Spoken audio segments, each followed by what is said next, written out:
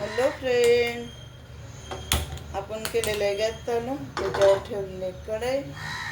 आपल्याला करायचे दुधी भोपळ्याची भाजी. कढई आपली छान अशी गरम झालेली आहे. आता आपण तेल टाकूया, जेवढं लागते तेवढं.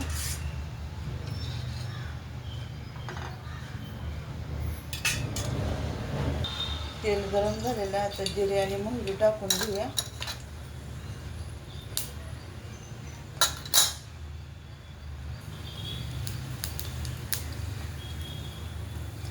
हे तर घेतलेलं बारीक चिरून कांदा आणि कढीपत्ता.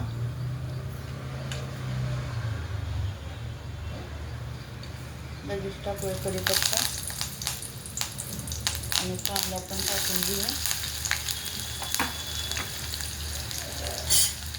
एक जीव करूया. टमॅटो टाकून घेऊया. लगेच लई कांदा नाही घालायचा.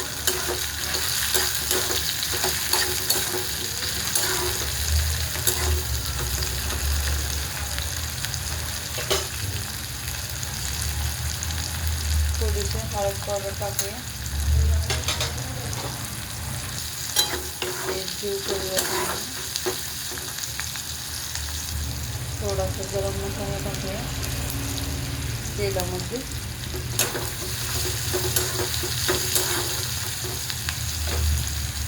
आता हे आपले भोपळे चिरून घेतलेले स्वच्छ धुवून ते टाकून घेऊया तेलामध्ये.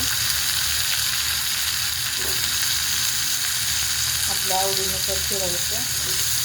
बारीक लागत असेल तर बारीक चिरा. मी बटाट्यासारखं चिरलेलं आहे. आता सगळे भोपळे टाकून घेतले. एक जीव करते. आता थोडीशी मुगाची डाळ टाकलेली आहे. तुम्ही हरभऱ्याची टाकली तरी चालते.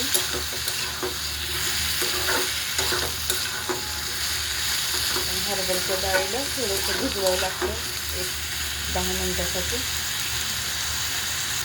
चवीनुसार मीठ टाकते.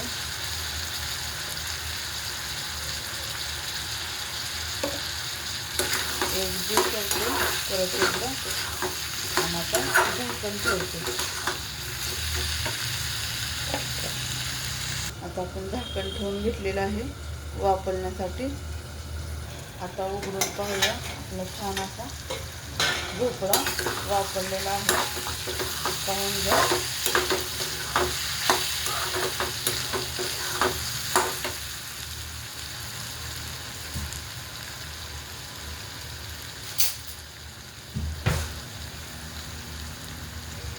आता काळा मसाला टाकून घेऊया.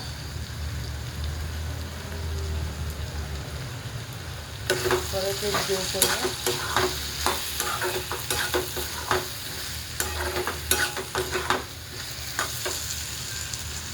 आता मी इथं शेंगदाणे, लसूण आणि कोथिंबीर कुटलेली आहे. पाहून घ्या. आता मी ते टाकून घेते. थोडंसं जाडच वाटलेलं आहे. छान लागतं. मग अशी लसूण नाही टाकला ना आपण.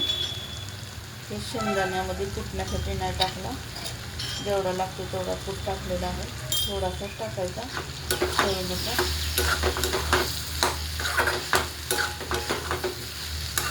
तुम्ही अशी एकदा भोपळ्याची भाजी करून पहा.